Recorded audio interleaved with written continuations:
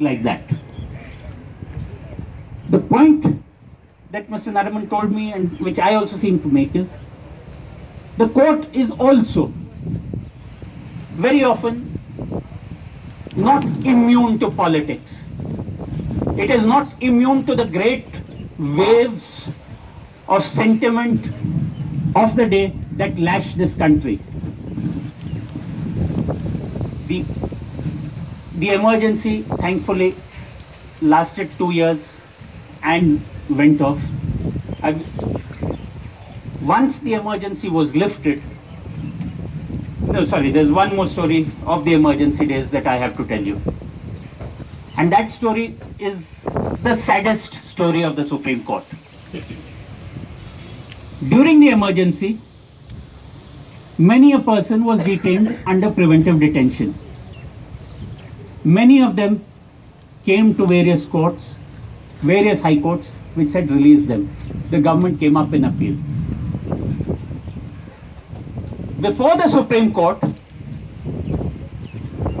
when the case came up, the government argued a proposition which was logical, which was a lawyer's argument.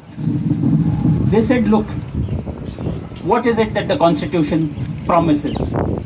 The Constitution promises the right to life and liberty, that a person's right and liberty will not be taken away except with procedure given by law. That is Article 21. Today, during the emergency, Article 21 stands suspended. There is no 21 in this Constitution.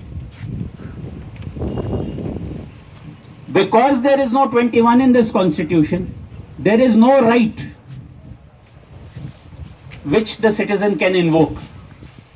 One of the judges asked the Attorney General, that means, Mr. Attorney, if a policeman takes me out and shoots me, do I have no recourse?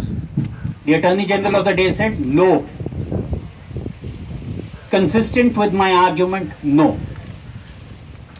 At that point of time, not many lawyers, even in those dark days, believed that the Supreme Court would swallow such an argument. Some of the greatest judges of this country were on that bench. But by a majority of 4:1, the Supreme Court in ADM Jabalpur's case said yes, as long as the emergency persists, there is no right in India to life and liberty, and therefore we cannot enforce anything. Among those judges were the great Justice Bhagwati, the great Justice Chandrachud, the only judge who dissented and whose portrait even today is out there in the court that he sat, in court number 2, Justice H.R. Khanna, said, no, this can never be. Fundamental rights in the Constitution are a recognition of the inalienable rights of man. They are inherent in every human being. They are inherent in every citizen of India. But that was what the court was in those times. And it was largely as a result of guilt over this judgment during the emergency that after emergency was lifted, you had a flowering. You had public interest litigation coming up. You had the court, in Justice Krishna Iyer's words, looking out for the loneliest, the lost, and the last. Those blinded in Bhagalpur in Bihar came to this court. The court tried to help them out. There were under trials who had spent more than their maximum term in prison. The court said, open wide the gates. But all this was largely a result of the court being extra conformist, of the court having abdicated and surrendered in a period of crisis. So then, through the 80s, you had this court in a huge expansion. Towards the end of the 80s,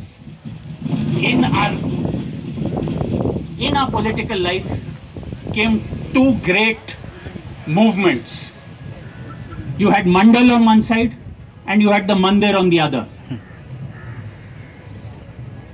Again, in the mid-90s, the court came out in Mandal and more or less put its seal on what the government had done, subject to one condition, that those who have availed the benefits of reservation but are not exactly deprived, the creamy layer, eliminate them insofar as OBC reservation.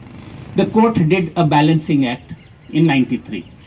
As far as the Mandir was concerned, however, that is a problem which the court had chosen in the 90s not to look at it, because there was a direct reference by the government, a presidential reference, which asked the Supreme Court to determine whether in fact there was a Mandir under the masjid.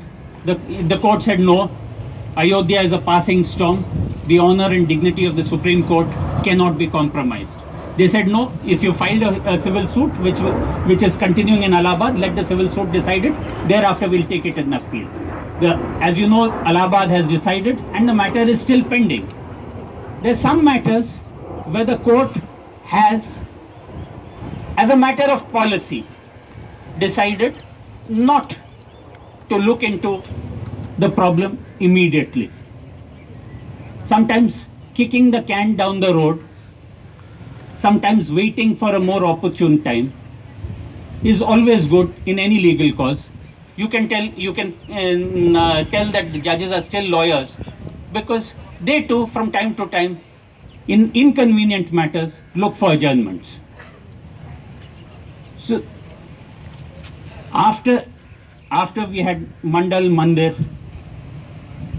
then we come to the decade of the 2000s, and this is when neutralization has more or less taken root in India.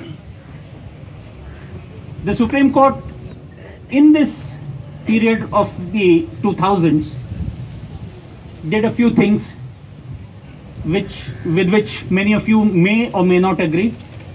One of the things that it tried to do was to help the privatization of education. In the TMA Pai judgment, 11 judges got together and said that, look, as far as minority educational institutions are concerned, they can do what they want largely. You cannot interfere with them except for good administration only. The court also upheld liberalization, privatization in Balco. The court did quite a few other things also, but the general tendency of the courts after that initial phase of expansion of public interest litigation, of looking at the poor, is to have turned much more conservative. In economic matters, hands off. In social matters, unless it's very pressing, we will look at it if we feel like it. That seems to be the attitude. The last case that I would like to tell you about is a very recent case. The case essentially is one of the few cases where the Supreme Court has actually struck a blow for free speech. I refer to Shreya Singh's case.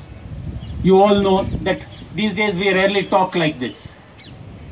We all go to our smartphones, we go to our computers, our laptops, and we write whatever we want. Our speech is in the form of Facebook, Twitter, and other posts. Now, there was a section in the Information Technology Act which said if it was grossly offensive, it was criminal. Mr. Nariman, I spoke about earlier, his son Rohington Nariman is a judge of the Supreme Court right now. In a far-reaching judgment, he struck down this overbroad section 66A. He said that there is no crime if you write something which may or may not cause annoyance. And when it came to speech, he made a great distinction. The distinction is that when we speak, I speak to you first to just inform. Sometimes I speak to you to advocate things. Both these varieties of speech, there can be no restraint whatsoever. When you inform or when you advocate, nothing.